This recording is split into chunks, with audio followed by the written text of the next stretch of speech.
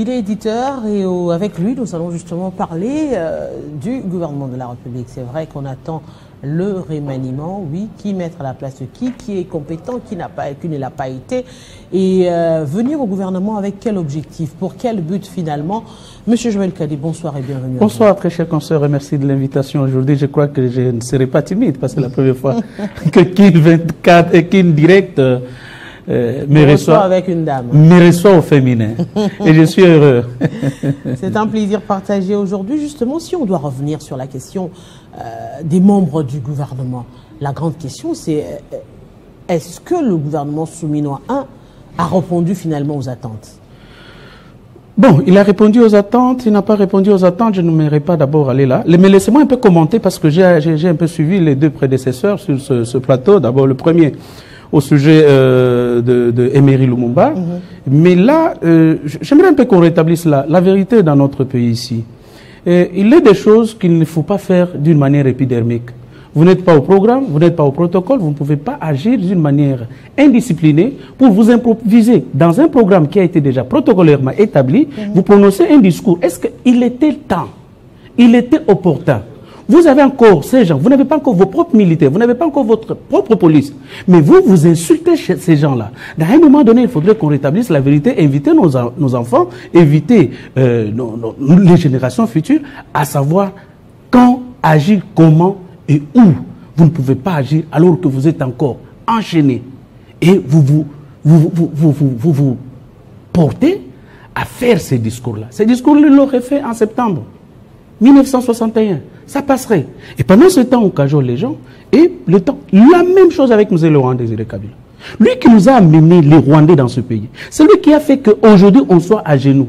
Il se rebiffe en 1998. Qu'est-ce qui se passe? Mais il laisse sa sécurité personnelle assurée par les Rwandais à travers la garde rapprochée d'Ancel Massasso qui venait d'être tué à Poitou. Donc, vous voyez un peu toutes ces choses ici, il faudrait qu'on le dise à nos enfants. Mais ça fait partie de l'histoire, justement. Ça fait partie de l'histoire. Ça fait partie de l'histoire. C'est pourquoi sur votre plateau ici, la semaine passée, j'ai décrié autant de jours dans un pays où on est sous-développé, mais on doit garder autant de jours fériés. Vous avez le premier, vous avez le 4. Et les 4 questions, il faudrait aussi qu'on puisse réexpliquer l'histoire à nos enfants. Les 4, ce ne sont pas les martyrs, ce sont des gens qui sont allés piller les Portugais. Et l'armée et la police a réagi. Et donc, c'est justement pour vous dire, ce sont des choses qu'il faudrait qu'on rétablisse. Et c'est pourquoi j'invite le président de la République à revoir un peu tous ces jours ici. Nous sommes dans un pays sous-développé. Quand vous perdez 5 jours déjà au courant d'un mois, plus les 5 dimanches, donc je crois qu'il est des pays où on travaille 24 heures sur 24. Donc je boucle les deuxièmes dossiers, par exemple, au sujet de l'UDPS. J'ai aimé que le président... Le vrai problème, c'est... Le vrai problème, ce n'est pas les fériés. Le vrai problème, c'est arriver à célébrer autrement. Autrement. Parce que, disons-le, c'est vrai, aujourd'hui, les 2 jours ou encore les 3 jours fériés de janvier n'ont pas été célébrés par le gouvernement. Les 4 jours fériés n'ont pas été célébrés par le gouvernement. Aucune activité, rien n'a été fait. Est-ce que c'est le nombre de fériés ou bien c'est le contenu qu'on donne à cette célébration, à ces icônes, à ces héros qui devraient importer? Mais madame, vous êtes tellement intelligente que dans votre question, il y a la réponse. Parce que ce n'est pas un problème d'avoir des fériés, c'est les contenus que l'on donne. Je n'ai pas de réponse à donner à cela. Donc voilà un peu, c'est ainsi que j'aimerais qu'on réunisse tous ces 5 jours-là du férié du mois de janvier en un seul jour et on donne du contenu de telle sorte que nos enfants, que ce ne soit pas le jour où on se repose, on est à la maison, mais que ce soit des jours où on réfléchit réellement pourquoi Lumumba est mort, pourquoi Kabila a été tué, pourquoi il y a eu ceux qui ont été pillés, les Portugais que l'on appelle aujourd'hui des martyrs, et ainsi de suite. Je crois qu'il faudrait qu'on rétablisse cette vérité-là. Là, c'était juste pour commenter. On ferme la parenthèse, alors on va aller justement sur cette question des membres du gouvernement.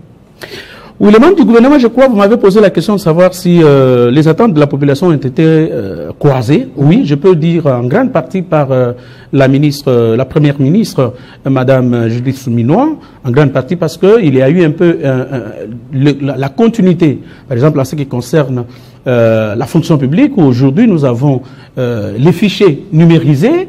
On peut taper, quelqu'un peut suivre. Je pense que c'est un travail que Tony Mab avait commencé au niveau de l'enseignement primaire, secondaire et technique, où un enseignant peut connaître même l'évolution de son salaire. Est-ce qu'il est encore à la banque centrale? Il a été versé à la banque commerciale?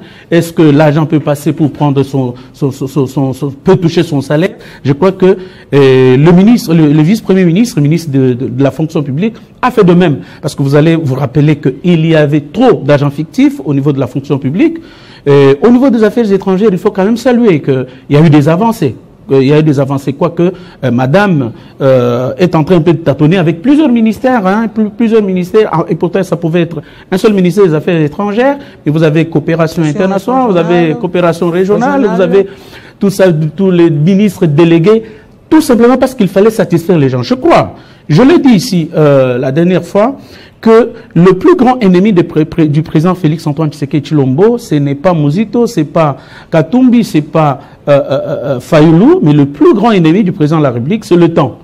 Il a été le seul à être élu au suffrage universel direct et sa circonscription électorale, contrairement aux députés nationaux, aux provinciaux ou aux conseillers communaux, lui, sa circonscription électorale, c'est toute l'étendue de la République démocratique du Congo. Donc, ce sera lui qui sera rédévable. C'est ainsi que j'aimerais qu'il puisse revoir un peu. Voilà au niveau de la défense. Nous avions au départ Jean-Pierre Bemba, il y a eu quelques avancées, on a mis en place une stratégie de Ouazalendo, ça produit les effets qui traînent à être mis en pratique parce que il y a des erreurs graves, madame, que l'on commet. Pendant la guerre, on ne peut pas lire à la radio-télévision nationale congolaise les noms du haut commandement tels que Chambardé. On pouvait se limiter à annoncer que Tchoué a été remplacé par Banza, peut-être avec ses deux adjoints, ça s'arrête là. Mais maintenant, vous donnez les noms. En d'autres termes, on sait les identifier. Non, vous identifiez le commandement Massanzo, c'est qui? Il sera à tel endroit.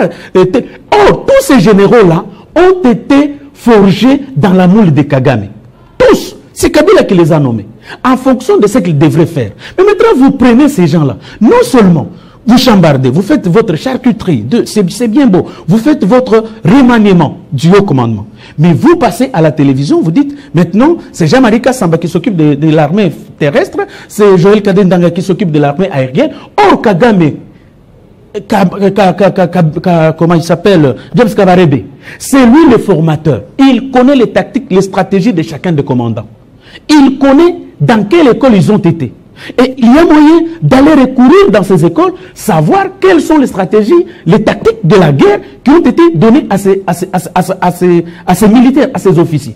Mais vous passez à la télévision et vu, considérant, sont nommés par le chef de l'État. Mais à un moment donné, je me suis toujours dit, le président de la République, en termes de la communication, ça a été un fiasco total. Et donc, ça c'est par exemple au niveau de quoi? Au niveau par exemple de personnes vivant avec handicap, il y a eu une évolution. D'abord, c'était un secteur pratiquement vierge, il n'y avait rien. Madame Irénée Sambou a trouvé du papier et du stylo sur la table. Aujourd'hui, elle a mis en place non seulement un cadre légal qui régit les secteurs. Elle semble aussi être contestée à chaque fois. Il y a tout le temps des mouvements. S'ils ne vont pas au Parlement, on sent qu'elle ne volue pas à son aise également. Oui, madame, on ne peut plaire tout le monde et son père. Ça, il faut le retenir. Et c'est la plupart des problèmes que Mme Irénée Sambou a connus, c'est le déficit communicationnel. Donc, elle n'a pas pu communiquer ce qu'elle avait réalisé au premier mandat et au deuxième mandat. Vous avez vu que aujourd'hui, elle a non seulement les cadres légaux, mais là, les cadres organiques qui lui permettent d'avancer et les agents et cadres du secrétariat général aux personnes vivant avec handicap a été mis en place. Mais disons-le, monsieur Kadé, disons-le. C'est vrai que, comme vous l'avez dit, c'est un problème de temps.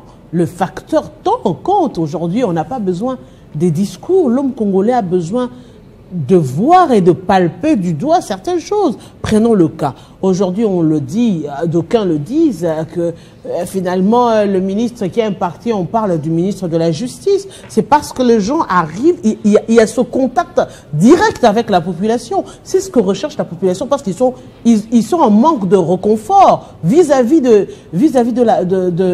la gouvernance, justement. Ils veulent se sentir considérés, se sentir qu'on a l'attention vers eux, qu'on veut les écouter. Et c'est justement sur ce point-là qu'a misé le ministre de la Justice pour aller, pour attirer toute la sympathie en grande partie, disons-le, de la population. Oui, le ministre de la Justice touche des dossiers qui sont liés intimement à la population. Et c'est pourquoi on voit son action d'une manière publique. Le ministre de l'Intérieur, le vice-premier ministre, ministre de l'Intérieur, il va, il arrête les Koulouna, il les amène, et lui, sur place, il s'assoit, et il assiste au procès des Koulouna, le procès, et lui-même est présent. Et ça aussi, il faut reconnaître que Maître Constant Moutamba sait communiquer. Les autres ministres, peut-être, ne savent pas communiquer. C'est ça aussi le problème. Parce que, par exemple, sur le plan de l'économie nationale, aujourd'hui, le prix à la pompe du litre d'essence a été baissé. Peut-être que c'est M. Moukoko Samba, bon, je crois qu'il a un enseignant de l'université qui est chargé de la communication, mais c'est un problème de communication. Aujourd'hui, depuis que nous sommes là, M. Doudou Famba, depuis qu'ils sont au pouvoir, le taux d'échange a été gardé durant tous les 6 derniers mois. Donc, il y a des gens qui pourraient être reconduits. Mais, parlons de l'approche communicationnelle. Est-ce que ce n'est pas carrément, parce qu'on va le dire, c'est le véritable problème aujourd'hui? Parce que il faudrait le voir. C'est vrai que la communication faite actuellement, tous ont tendance d'aller vers les réseaux sociaux. Alors que cette communication, c'est vrai que les gens suivent et écoutent, mais il y a ces médias traditionnels qui restent valables, que ce soit en presse écrite ou encore en radio et à télé, qui ne sont pas suffisamment exploités par ce gouvernement, il faudrait aussi le dire. Non, moi je vois qu'il y a une sorte de complexe dans le chef de nos ministres. Parce que dans la plupart des cas, quand vous allez entrer par exemple aux affaires foncières aujourd'hui, vous allez voir qu'Acacia fait beaucoup de choses. Mais le vrai problème, c'est qu'il se recroqueville dans les réseaux sociaux, sur le WhatsApp, le Twitter et ainsi de suite. Les TikTok. Et vous connaissez le taux d'électricité dans notre pays, c'est 20%. Et qui dispose d'un téléphone Android?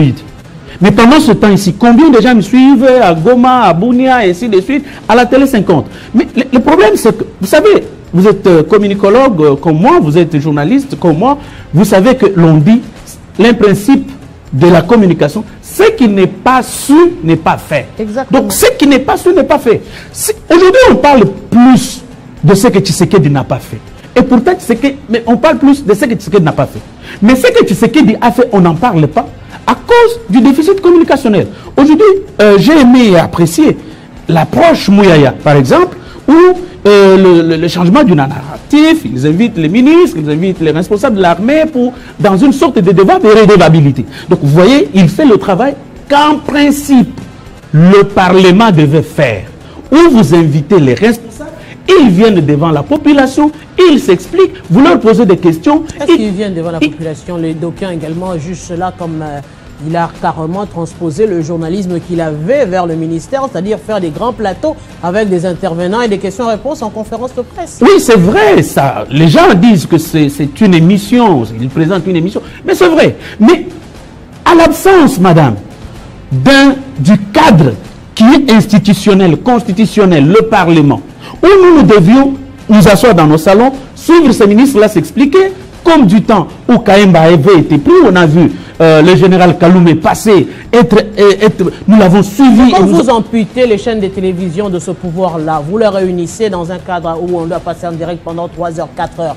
Que feront les médias, que feront les journalistes? Ils vont recevoir comment? Parce qu'on estime qu'il est passé déjà auprès du porte-parole du gouvernement. Et c'est aussi ça le travail, parce que chaque média a sa façon de communiquer. Et c'est ce message-là qui devrait en principe permettre aussi au ministre d'être connu de tous. Madame, je vais vous dire une chose. Nous avons été à la réunion avec les patrons de presse et le ministre de la Communication et des Médias. On a dit, non, ce sont au plateau qui donnent les renseignements militaires à nos ennemis. Donc le Rwanda, l'Ouganda n'ont plus besoin de renseignements parce que c'est nous-mêmes qui donnons la position de nos militaires. C'est nous-mêmes qui donnons sur nos plateaux ici, c'est nous-mêmes qui parlons du mal même de notre armée. Mais je vais vous dire une chose. Nous avons dit au ministre Mouyaya, au porte-parole de l'armée, Quand est-ce que vous réunissez les journalistes, même dans un groupe WhatsApp, pour leur donner les éléments de langage? Est-ce que vous savez pourquoi on échoue? On échoue dans la vie parce que quand on ne sait pas ce que l'on veut. Aujourd'hui, on peut vouloir insulter la RFI comme vous voulez, c'est la politique communicationnelle des affaires étrangères de la France.